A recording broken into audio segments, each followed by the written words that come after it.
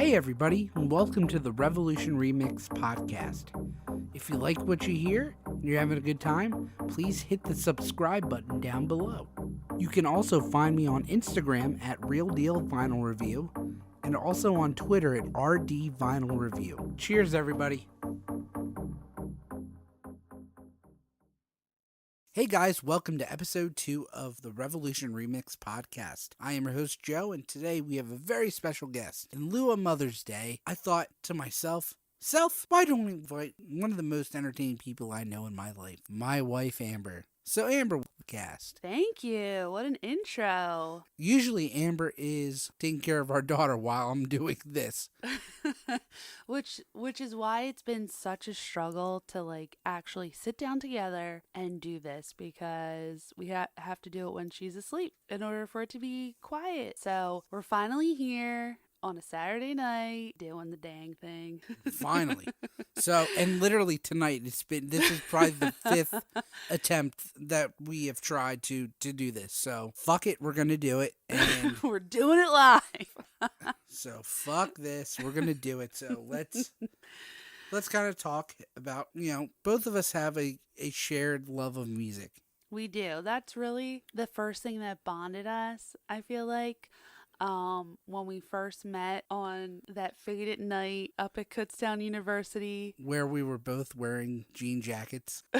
We were. And we had obligations to go to this casino night thing on campus, and we were kind of making fun of it. And one of the first things Joey said to me was like, what are some of your favorite bands? You're like, I like No Doubt, Saves the Day, Dashboard. And basically I was like, wow, this guy's pretty good. He's pretty funny. I didn't mean you're pretty good. He has pretty good taste in music, which was important to me because, that was a main criteria of judging somebody back then. But we had a blast making fun of all the casino games we had to play. And then you ended up winning actually groceries from the raffle or whatever. Which was awesome. And you needed help carrying them all back to your dorm. Yeah, I really needed help. That was just my excuse to get you to come back to my dorm room. And so I helped you, and then the next day we went to a party together, and the rest is kind of history. But so that's where we definitely share a passion, and that's always bonded us together. And what better album for me to talk about? Tragic Kingdom. Yes, I'm absolutely happy that we're talking about Tragic Kingdom. Yes, I'm excited. So are you excited to delve into all the nuances and all the fun shit that's going to go down? Yes, of course. Let's preface this with, number one, we really don't know what the hell we're talking about. We will try to be experts, but we are not experts whatsoever. And we just watched Behind the Music from 10 years ago. So we're experts. So we are experts. Of course. Absolute experts right now. So basically this album for me is just one of those albums that transports you back into a certain point in your life and a very, very specific time. So this was middle school, 6th grade for me, and came out in October of 1995. So that would put you right in, the realm of 6th grade for you. Yeah. So it was, I was what are you in 6th grade? 13, 12? I don't know. Yeah, about 12. Okay. Ready to be a teenager. That fun age. I'm just a teen. Yeah.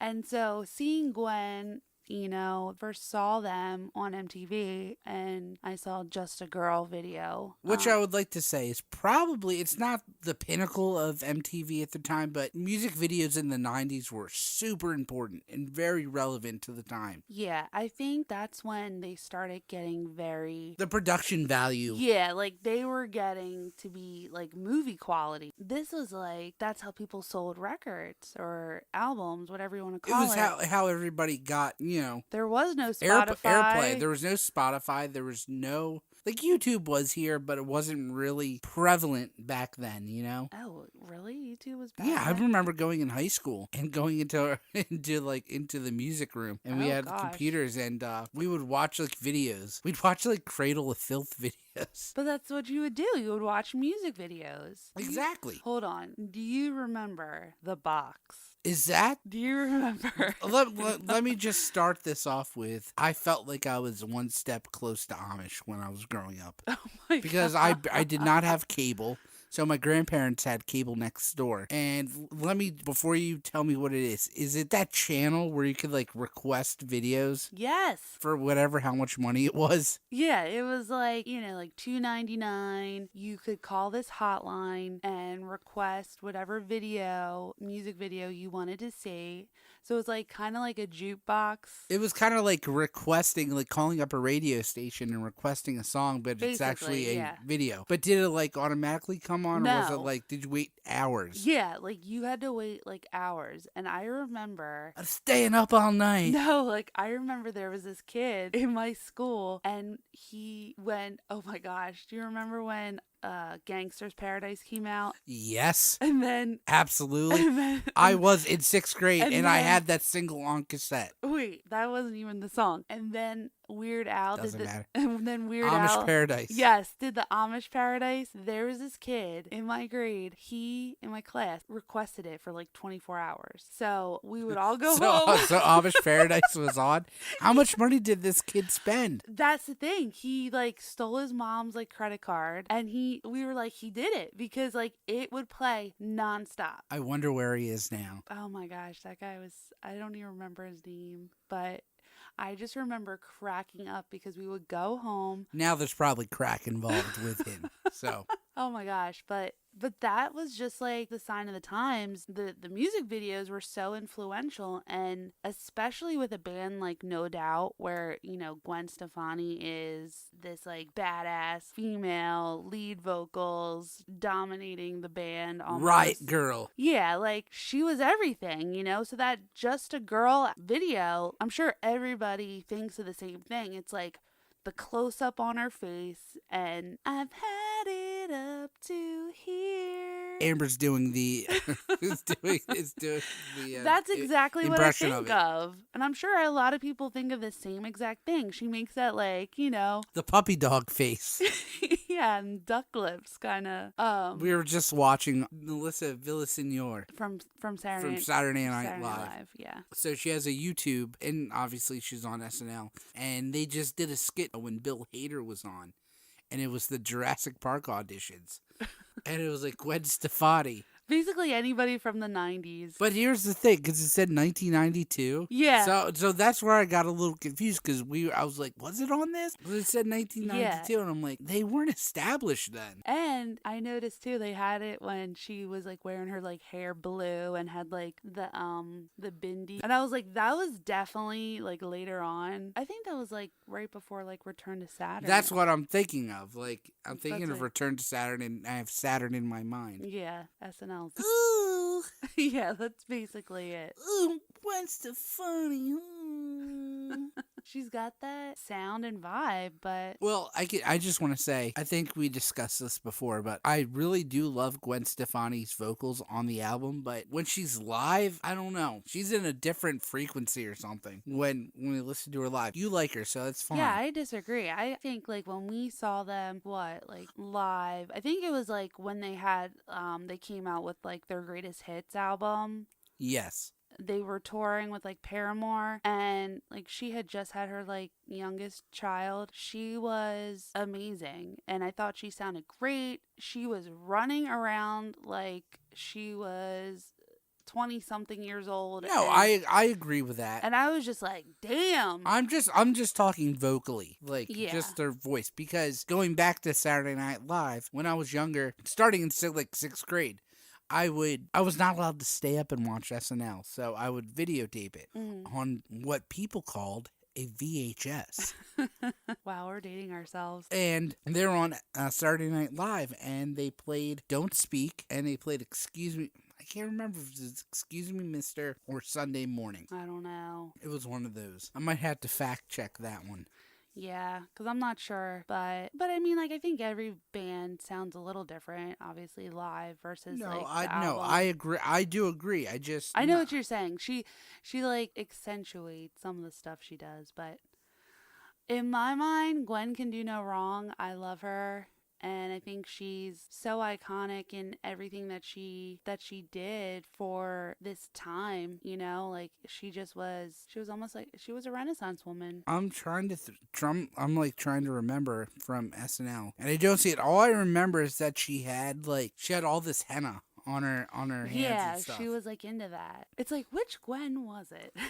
Yeah, which Was it the one with pink hair and braces? Or then, like, the one after that, after Return to Saturn, she did, like, the reggae kind of like when she did Return to Saturn, she had like braces. braces, Pink hair. braids. It was, like, feathered hair. No, she didn't have feathered hair. In Ex-Girlfriend, she had like braided hair. She looked like Dexter Holland from Offspring, Oh my God. but with pink hair. But believe it or not, I still loved it. I loved everything she did. I just was like, Gwen can do no wrong. I'm not doubting you on that, and I do have no doubt faith, but Bazinga. that wasn't a joke. You're like, no doubt, Faith. Or it would have been better if I said faith, no doubt. Well, whatever. So let's get into the actual album, Tragic Kingdom. So this is the third album by No Doubt. It was released on October 10th, 1995 on Trauma Records, which is a division of Interscope Records. So we have all of the band members. We have Gwen Stefani, Tom Dumont, Tony Kanal, Adrian Young, and a somewhat missing Eric Stefani. So Eric Stefani was, I guess, he in previous albums and within the band, he played such a bigger role, and he pretty much stepped out of the role of songwriter and really just out of the band by the time Tragic Kingdom came out. I mean, he was basically the creator of the band with him and his friends, right? Yeah, but then also they had Gwen in there as a singer as well.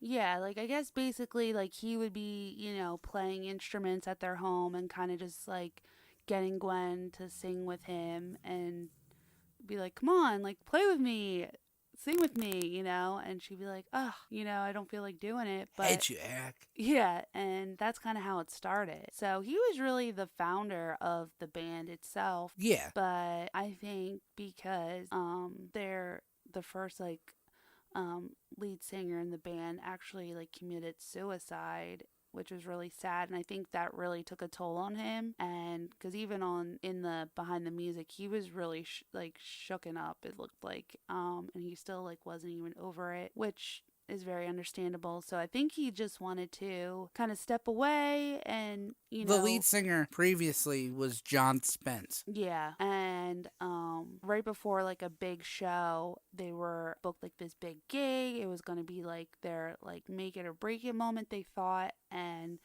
he unfortunately took his own life, and it just like devastated them. And I don't think it ever left Eric Stefani. Yeah, for sure. So after that, then basically Gwen Stefani took on the role of the lead singer, and she wasn't sure if she wanted to do it just because she had all this emotion with the previous lead singer, and at that time too, she was like having feelings for Tony. Yeah, so that was a big part of the dynamic. They kind of kept their romance. Well, they did keep their romance under wraps because Tony was afraid to like let Eric know that he was dating his little sister. Exactly. He was the big brother. And not only that, but they didn't want to change the dynamic of the band. And so they got really close and dated for like, I think 6 years or so before he broke it off. Yeah, and which in turn gave us all these great lyrics in Tragic Kingdom. So Amber, now I would like to discuss with you, your top 3 songs of Tragic Kingdom. This is hard, but I think I've narrowed it down. Okay. Sunday Morning, Spiderwebs, and End It On This. Okay, so let's start with Sunday Morning. Why is it in your top 3? I just like the dynamic of this song because I like that drum in the beginning. And I just feel like in the lyrics, it's like you came in with a breeze, and I feel like that's how the song kind of starts. It's like it's a build up. That's yeah. And it just feels like a breeze, like coming through, you know. And I really just like that the way they have that dynamic, and then I really just like the melody in it. Very good. Do you have a favorite lyric? I kind of just like the chorus. Like, you came in with the breeze on Sunday morning. You sure have changed since yesterday without any warning. So that wasn't about Tony. Yeah, like, thought I knew you. I just love it. I just love, like, those harmonies at the end, too. Sunday morning. Good job. Like, that like what sold me on that one. Okay, so number 2, Spiderweb. Now, Spiderwebs, again, just awesome way to start the album. I think it's a great first track that sets the tone for the whole album, I feel like. It just has everything that No Doubt is. It has the drum, it has the horns, it just is upbeat, it's just so cool. And let's be real, back in the day, people were putting that on their answering machines. Oh, absolutely. There were countless friends that I knew that did that. Yeah, for sure. So, and it was just cool vibes. I don't know how else to say it. It was just like nothing I've ever heard before with like, sorry I'm not home right now. I'm walking in the spider web, so leave a message and I'll call you back. And the video was so iconic as well. Yeah, like for this album, all the videos were just so cool. Like Gwen was in her tank top, her plaid pants, her like cut off tank top, yeah, red lipstick, of course. Was she like humping like not humping, but like yeah, basically humping like the camera? It was like in like that. Yeah. It was in that filter, that camera filter. Yeah, no, I know what you're talking about. It was so 90s.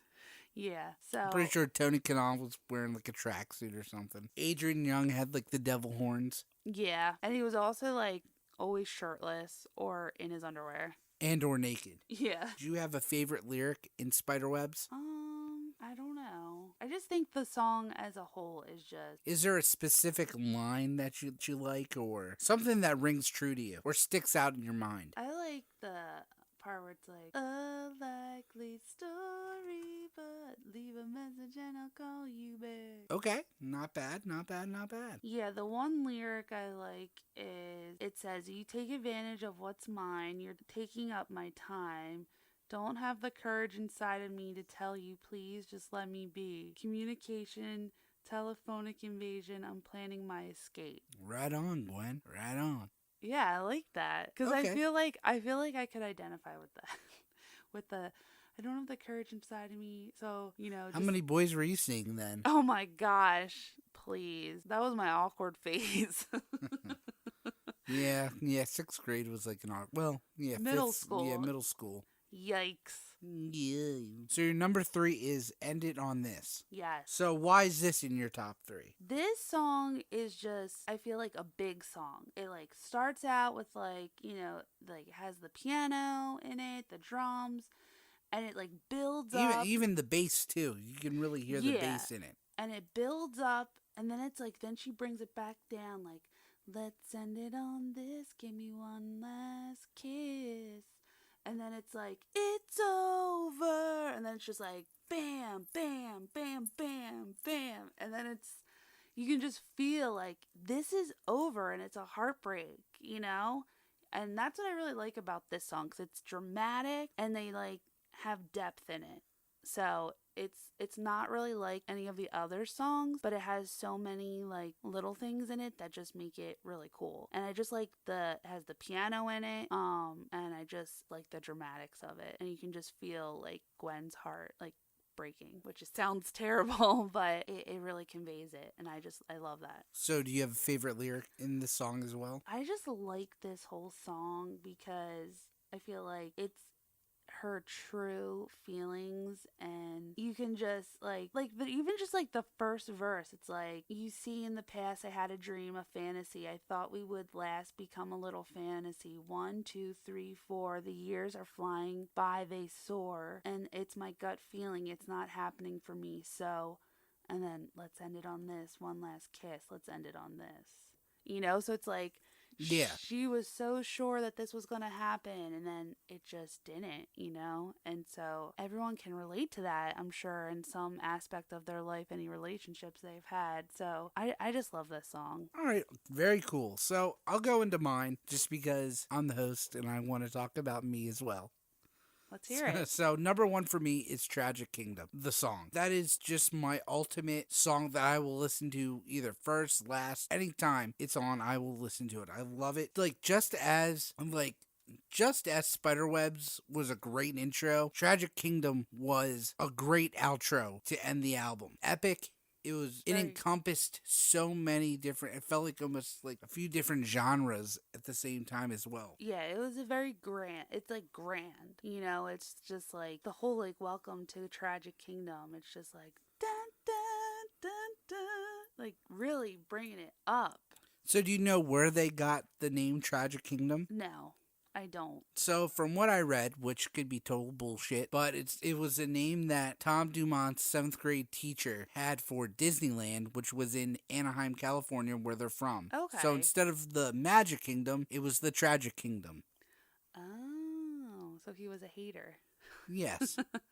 So that's why I'm like, I don't know if the lyrics are about Walt Disney, because the lyrics are they pay homage to a king whose dreams are buried in their minds. So I think Walt Disney is Walt Disney's the first thing that comes to my mind. Yeah. Now that you're saying that makes like a lot of sense. Like it starts off, once was a magical place, over time it was lost. Christ increased the cost. Now the fortune of the kingdom is locked up in its dungeon vaults. The castle floor lies in traps with coiled wires set back, decoyed by old cheese, and now the drawbridge has been lifted as the millions they drop to their knees. Oh my gosh, yes. Because it's absolutely the cheese, that's probably about like Mickey Mouse.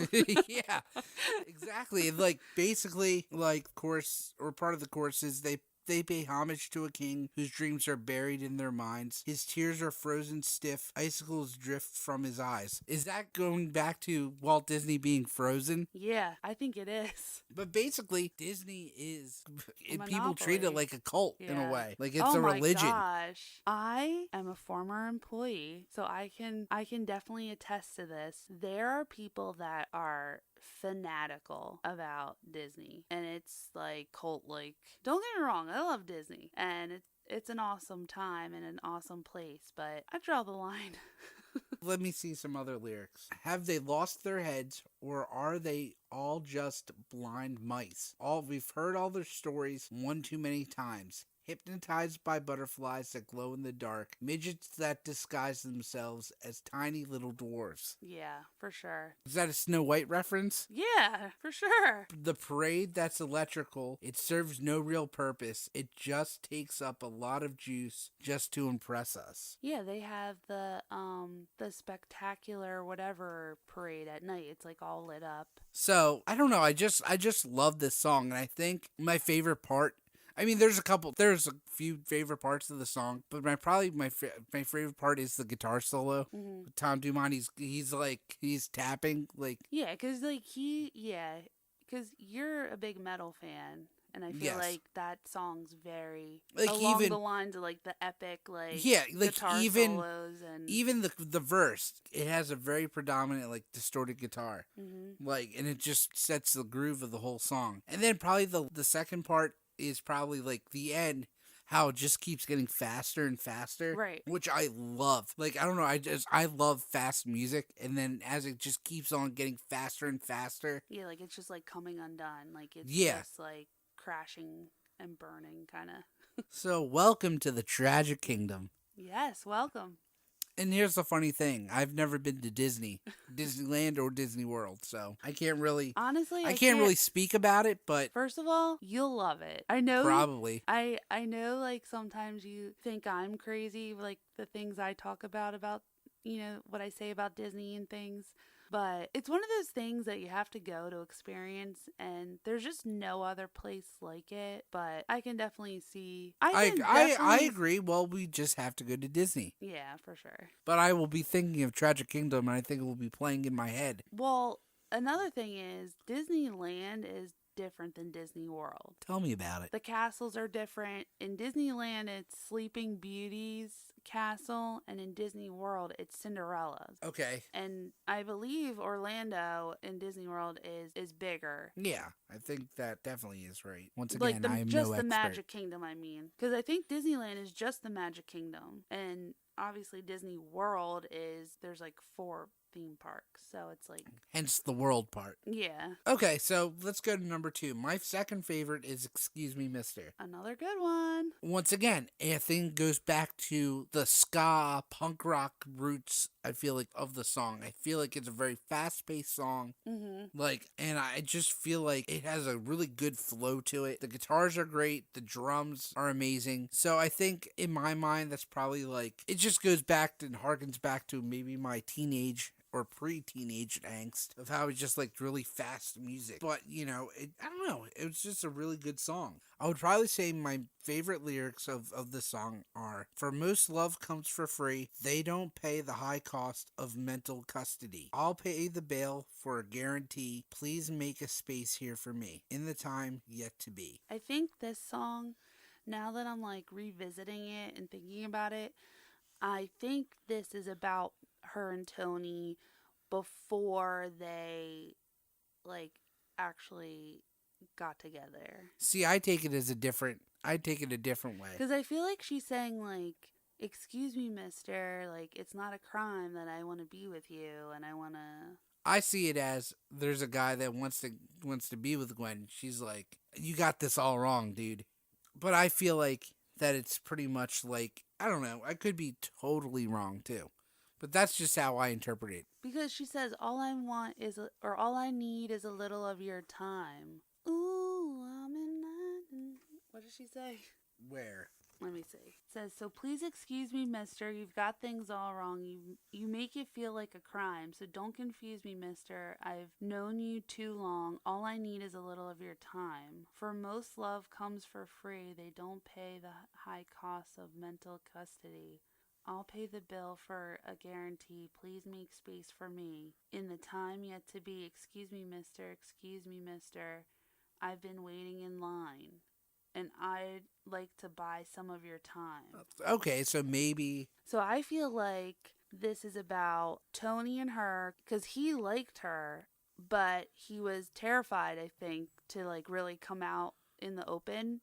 So they kept their relationship under wraps for a long time. And so I feel like this song is to him basically saying like, "Come on. Why is this a crime? Like, let's be together. I just want some of your time." I can understand that. That's I what see I think. that. Okay, cool. But an excellent song as well. Yeah, an excellent song. So my number 3 is Just a Girl. I say this because it was the first song that I heard from No Doubt. I liked the intro, which always sounded so cool. And I was always like, when I was younger, it was like, was that keyboards or was that guitar?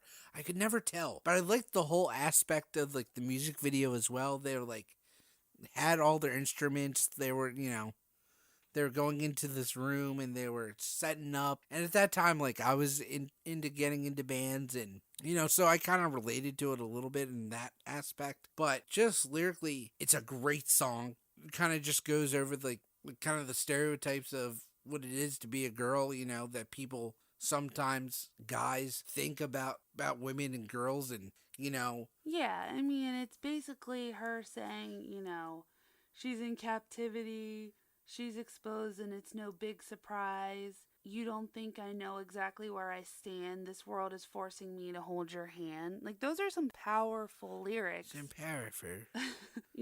Basically saying, I'm just here to be like your arm candy, so to speak. Yeah. And it's like she's so much more than just a girl. She's fronting this awesome band and being a kick-ass like front woman, Yeah. So, and it was just the whole look and the whole vibe. Yeah. Yeah, I totally agree with you.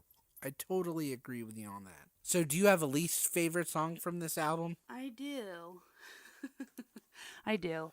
Not that it's like a horrible song by any means, and it's not that I won't listen to it or whatever, but I find myself skipping over this one the most, called The Climb. So let's just start off by saying that this is one of only two songs that were completely written by Eric Stefani. So it was this song, The Climb, and Tragic Kingdom. Both clocking in at like a ridiculous amount of time. The Climb's about like 6 minutes long or so. Oh, really? It's just like, it's a down song. It's like, dun, dun, dun, dun, dun, dun, dun, dun, dun. You know, and it's not that it's like a horrible song, but it's just kind of like down, and I'm just not loving the vibe of it. And that's Thunder. Son of a bitch. Universe, you're kind of being a dick right now. I agree with you on that. And now, ever since Miley Cyrus came out, I think of The Climb. It's the climb. I agree with you on that. I think, there's not really a bad song on this album. And I really do mean that. The other one that I kind of sometimes I'm like, kind of can pass this one. It's like, You Can Do It. Because it has like a disco vibe. I like it and I don't like it at the same time. Like sometimes I'm just like, I'm not into this one. It's very wah-wah heavy if you're a guitar player. It's good. I just feel like that song has a little bit of a different vibe than the other ones. And it just has that, like I said, it kind of feels like disco-y. But again, I still like it. It's just that if I had to pick something that I didn't like, maybe that would be one that I skip over a little sooner than the others. So I picked up this article. It's called 20 Reasons No Doubt's Tragic Kingdom is Actually Pretty Goddamn Great. Number one, that's a pretty good title of an article. Catches your attention, that's for sure. So we'll kind of just go through this a little bit, and I'll read off what they say, and I'll see if you agree. Okay. They say, so number one, it was never just the Gwen Stefani show. Like, what the fuck is that sound? Given that she went on to become a bona fide megastar, many people now see Gwen Stefani and No Doubt as one and the same. But did you know that she was not even the original lead singer? Something we kind of talked about earlier. That Stefani was actually the third in line to take the role, following the tragic suicide of original vocalist John Spence and the eventual departure of replacement Alan Mead. Did you know that? No, I didn't. Up until that point, Stefani was a backing vocalist, all of 17 years old when she first joined the band. Yeah, like some of their early footage, it was just them kind of just like causing a ruckus on stage a little bit. You know, it was kind of chaos. Like, was it John Spence that was like always doing like the backflips and then Gwen was up there just kind of like dancing and singing along, but she wasn't really front and center all the time. So it wasn't until she actually,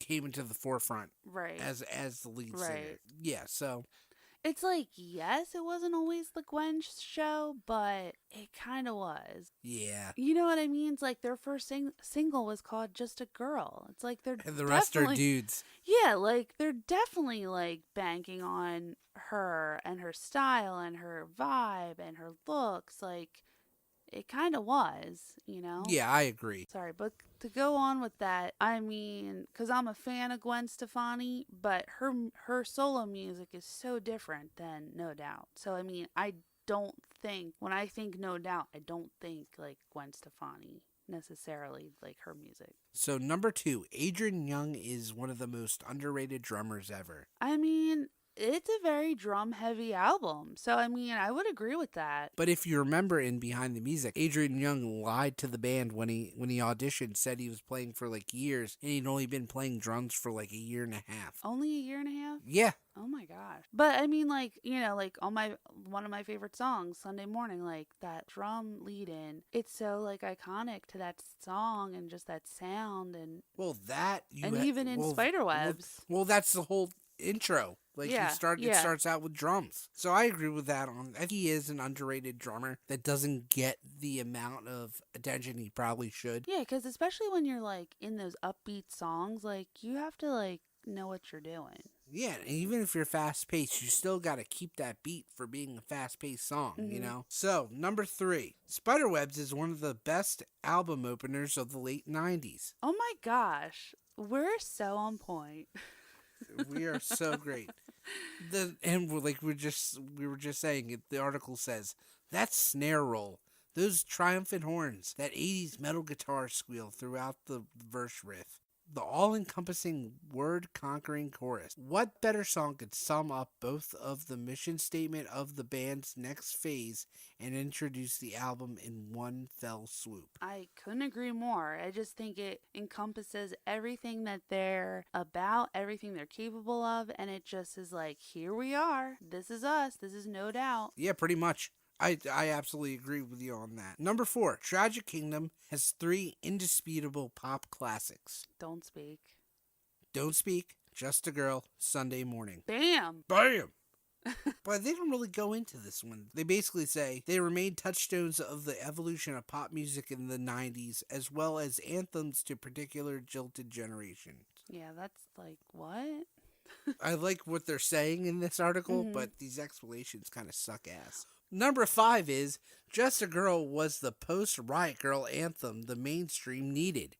Yeah. So it says many young girls growing up in the mid to late 90s weren't exposed to seminal Riot Girl acts like Bikini Kill or Heavens to Betsy, and just before the decade spiraled into Pepsi-endorsed girl power slogans, Gwen Stefani arrived like some kind of high-kicking manga cartoon, splitting out lines like "This world is forcing me to hold your hand," that she emerged from the dude-heavy Cali punk and ska scene made this all more potent. Yeah, I mean, I totally forgot. Like, how could I forget the Spice Girls? They were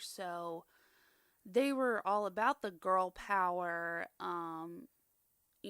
phenomenon. But Gwen was there before. Yeah, she was, but I'm just saying, like, it's a different vibe. You know what I mean? Like, girl power is definitely, I was all about that as well, but. Yeah. And it also, Just a Girl would go on to 2 soundtracks of the 90s best pro-feminist films, Clueless and Romy and Michelle's High School Reunion. Oh, I love Clueless. That was another, like. I liked Romy and Michelle as well. I never saw it. You never saw it. That was a great movie. Yeah, I never did. Well, we should watch it. Clueless, on the other hand, I can quote that one. Yeah, Clueless was really good. So I'm not going to go through all these because some of these just sound stupid as shit. Okay. But I'll say it, but I won't go into it. Okay. Don't Speak still holds up as a great pop ballad song. Yes. Like you don't even need to go into it. Yes, it does. It's a good fucking song. I mean, it's basically like every heartbroken girl, guy, anybody can relate to it. Yeah, which goes into number 7. It's a perfect and literal breakup record. Duh. I mean, that's like we said in the beginning. It's like this is where all the sad things that happen is what created this great album. Yeah. So it says for roughly 8 years, Tony Kanal and Gwen Stefani were in a romantic relationship, splitting up just before they recorded Tragic Kingdom. And while they've always kept it out of the public eye, the whole thing would be unfurled in their background record. And while they had always kept it out of the public eye, the whole thing would be unfurled on their breakthrough record. In the manner fitting of Fleetwood Mac's Rumors, that was episode 1 of Revolution Remix. Wow, what a tie-in. I know, what a tie-in. Why don't you guys go back and listen to that one too? So, it kind of has the same kind of feel. It said, just like Rumors, each would write about the demise of their romance, knowing full well that the others would see it, read it, and feel it. It's coldly and explicitly laid out on the tracks like Ended on This and Happy Now. Mm-hmm. As well as their first chart topper, Tragic Kingdom. That was a chart topper? Fuck no. maybe, I don't know where the fuck this is. This is probably coming from Australia, I think. Check yourself. Yeah, don't quote me on that one. I'm like, what the fuck? Okay, number 8. Sunday Morning is a brilliant song. Okay, you guys are fucking idiots. Of course it is. I mean, duh. It doesn't, so this is what it says. This is what it says. It doesn't so much come in with the breeze as it hurtles towards you. A rumble of snare, high-end brass, and upstroke guitars. No other song in the band's repertoire ever managed to comprise the band's... Oh, au revoir, au revoir. I don't know. Yeah, babe, where did you get this? Is this like a British? I think it says Australia because number 20 is they might finally tour Australia again. But some of this has some good stuff. But yeah, it's a brilliant song. So let's just move on from that one. So fuck that one. Number 10, horns were cool. Okay? Well, yeah, because it was fucking ska. And I love ska. So you guys are idiots. I even like, because we had a band at our wedding and we had, what was it, like a 7-piece? Was it? Yeah, it was like a 7-piece band. And I just feel like the horns, like they just bring the energy, the life, and it just really like adds that like oomph. Yeah, like it just brings it, you know? So that is just why I'm so drawn to it too. It's just like you don't really hear a lot of horns in music today. Ever. Yeah, you're right. You know. I agree. A lot of stuff is just done on like computers or they do the beats and stuff. I don't know what it's called. We were watching that John Mayer interview and he was talking about it. I forget what they call it, the system or whatever they use. All right, so I'm just going to go through these really quick. Number 11, they made 6 videos for the album and they're all almost excellent. Okay, so there's Just a Girl, Spiderwebs, Excuse Me Mister, Don't Speak, Sunday Morning, and that's it? Yeah. Okay. I'm like, was it? Did we go through 6? 1. Yeah, that was 2. 6. Yeah, then yes. Okay. Off to the next. It remains the most diverse and genre-defined album in No Doubt's canon. Well, yeah, that's for sure. Do you know what really makes me angry, though? I wish that they would do Tragic Kingdom in its entirety. Oh my gosh. I will be there. Yes. Like, I will be there in my Jinko jeans and, like, goggles. No, please don't. And, like, an Adidas, like, track jacket. No, what are you, going to a corn show? Yeah, pretty much. Like them, too, at that time. I know. I'll be there with my red lipstick and cropped tank top, Doc Martens, Good for you. studded belts, henna. I love my henna. So the rest of these kind of suck, I'm not going to lie. So I'm not even going to waste the time All right, on it.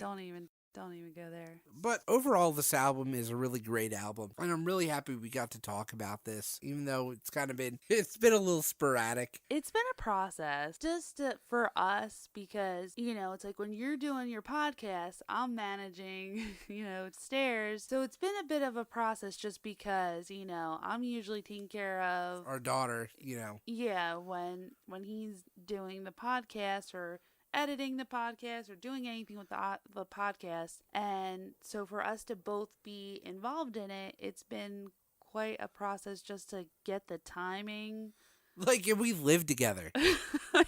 Like, I feel like this is like I'm booking like a high class celebrity over here. Well, because it's like, you know, it's a process to put her to bed, first of all, and then to keep her in bed and to get her to actually fall asleep in bed. So then it's like 10 o'clock before whatever I'm out of the room. And you fall asleep, or you just fall asleep and you end up coming out 2 hours later. And that's exactly what it is. It's like, she's like, Mommy, lay down. I'm like, okay. So then I lay down, and then the next thing I know, I'm passed out for an hour. I wake up. I'm like, oh crap. Like, what the fuck?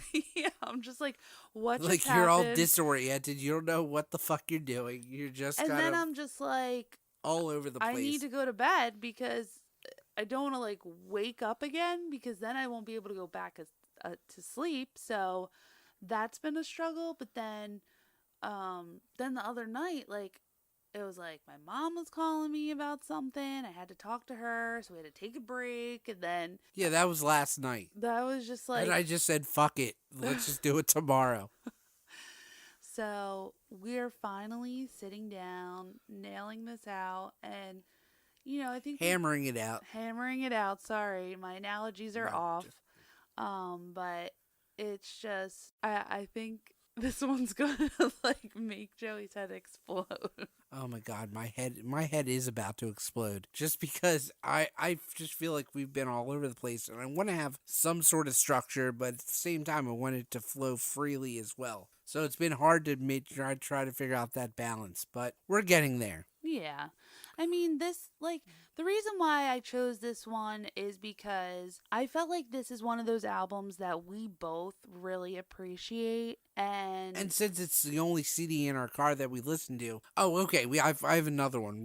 I have Metallica's and Justice for All, but that usually doesn't go as well when you have a 3-year-old in the car. Yeah. So sometimes it does, sometimes it does, But yeah, but most of the time it doesn't. So she'll listen to her. So sometimes our daughter actually likes the songs from Tragic Kingdom. she does. She So really does. we say, screw it, let's put it on, and she enjoys it. Yeah. So, and so that's why not only was it an influential album for me, it just is good music, and I think it still stands the test of time. Absolutely. Absolutely. It still does now. And it's been, 23 years later now? Jeez. Oh my gosh. Yeah. So, Jesus. we're getting old. But we're listening to good music. Yeah, right. When we get older, our daughter's going to be like, this shit sucks. Oh my gosh. But she better not, because No, she's we're not. we're gonna raise her to listen to good music. We already are. Damn right. And I feel like she already has an interest in music, which is making me very happy, because I really would like for her to have that love of music. Just like, you're a great musician. I've always been into music, and Well, we have heard from your singing tonight. I know I like to sing, and I don't really get to sing in high school I was in choir and stuff, and I always would sing on my own or whatever. But that's one thing I think I would like to try to find some time to do again. And, I know you were doing open mics a little while ago, and I've always wanted to do one. I've just never had the gall to do it. And that's why I think this album really struck a chord with me, because deep down, I always wanted to be a rocker chick. I always wanted to be a lead vocalist, but I just felt like I was like, where do you get that energy? Where do you get that pizzazz? And especially now when you have a child, you're like, I don't want to. But I'm just saying, as a young girl, loving music, singing in my room, whatever. Looking up to Gwen. She was a big role model to girls, especially you at that age, Yeah, and it's the music wasn't dirty or yeah, that's what I was kind of language. thinking. That's what I was kind of thinking. I feel like she was a better role model than some of the people that are out there today. Oh yeah, and it was she was just speaking from her heart, and going through a heartache she went through. But Gwen just can't catch a break though either, because after that it was Gavin, which was good for a while. Then he cheated on her with the nanny. The nanny. Now she's with Blake Shelton, which I hope it's going all right. I mean, he seems cool. Do you remember when we went to LA and we went on to the tours and they went by, or we could see Gwen Stefani's house from afar? It's huge. Huge. And it's on this huge cliff. We could see the pool, the whole shebang. Fucking crazy. That's it's a Tragic Kingdom. Fuck you money. Yeah, she's rich, bitch. So I was like, damn, girl. So good for her. Yeah. But to end it on this, I had a great time. Well, you know what? I thank you for doing this, and we're both tired as hell. I still have to do laundry. That's why I had to stay up now to do laundry because I didn't want the washer machine to be in the background of Oh our my podcast. Even though now we have like thunder, which is amazing now. So, but I want to thank you for doing this. I will definitely have you again on this, obviously. I know, cause Or we should just do our own podcast of random shit that we don't yeah. have to like talk about just straight up music, but you know. But I like it because, you know what, believe it or not, in sixth grade when this album came out, I had an English assignment where you had to find a song and you had to bring in the lyrics. And believe it or not, I chose Sunday morning and we would listen to the song, dive into the lyrics, and it kind of reminded me of this. And you know, to really dive into like understanding where the person's coming from, what the song's about. That's why I love vinyl and that's why I love being able to hold a piece of music in your hands because you can really digest the music and understand and Yeah, and absolutely. and appreciate it for what the artist is actually putting out there. And I think that's what gets lost in today's day and age because everything's digital. It's just Spotify, Pandora, Apple Music, whatever. And, you know, you lose that sense of like, what is this song about? And like, that was my, that was always my favorite part about getting a new album CD, whatever, was running home and reading the lyrics along while listening to the songs because I wanted to know what it was about, know what everything was, where the person was coming from and everything like that. And that's what really makes me enjoy, you know, and appreciate the music. And I do have Tragic Kingdom on vinyl, or should I say you, or both of us. We share it. But I really like the vinyl copy I have of Tragic Kingdom, and it's on clear vinyl, which is awesome in itself too. So I'm really happy with that. So you know, I think just overall, it's a great album. It obviously stands the test of time, and will always be one of those great albums. So you know, if you have not listened to it in a while, I would suggest going back and revisiting it, and you know, those thoughts might come back. You might have thoughts of Jinko jeans and all the other stuff that came through then. Maybe you'll put some piercings back in. Oh my god. Yeah, right. Get some Airwalks or some Vans. Go to Claire's and get some cool scrunchies or something. And we'll just hang out at the mall. Oh my gosh, oh my gosh, remember Sam Goody? Yeah, I remember Sam Goody. That was like my hangout. There was Sam Goody, The Wall. That's what we would hang out at the Springfield Mall. It was like such a sad mall, but that was like one of my hangouts. So once you listen to it, all of that stuff will come back to you and you'll have wonderful thoughts and memories. So like I said, I want to thank you for being on here. We'll definitely do this again. I want to thank everybody for listening tonight. Just remember my last little phrase, just keep spinning. And I hope everyone has a good night. And remember to check me out on Instagram at Real Deal Vinyl Review. And catch me on Twitter at RD Vinyl Review. And on YouTube as well. I'll see you guys next time. Peace out, people.